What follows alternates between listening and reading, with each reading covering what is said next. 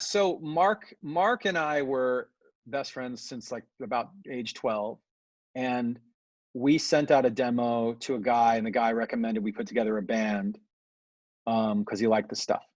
And so we called Brad first. Brad was Mark's next door neighbor. Brad was roommates with Dave, our bass player. Brad and Mark had played in a band before with Rob, our drummer, and I knew Joe from college.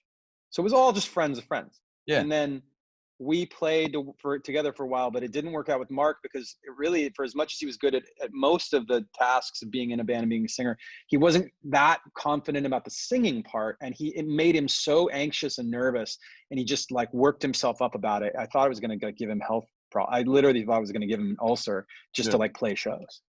And so we parted ways with Mark, and we already had an attorney at the time, and he said, "Hey, a friend of mine, we were setting up tryouts for the singer thing, and he said, I have a friend who found this guy from Arizona who's like supposedly really great."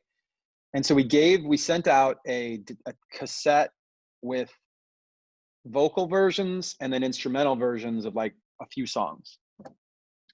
And Chester managed to get it back to us like within a couple days, which, and we're talking about snail mail here. Like I still can't wrap my head around how fast he got the demos back to us with his voice on them. And it turns out he always loved to tell people like he skipped his own birthday party to record them. Like he received it the day of his birthday, and he was like, "This is incredible. I need to do this," and just left and went to the studio and like recorded the demos.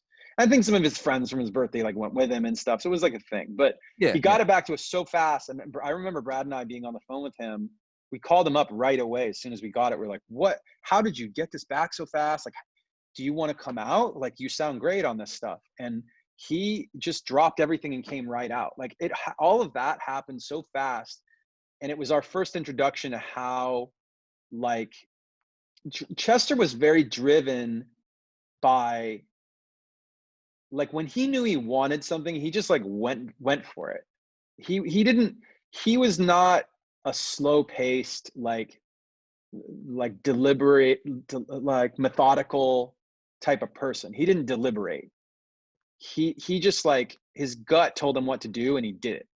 And like so that was like meeting him where was exactly like that. Like the guy just like did things and came out and like he got in his car and drove out from Arizona, which I don't even know how. It's a half a day of driving. He just Yeah. got in the car and left. Yeah.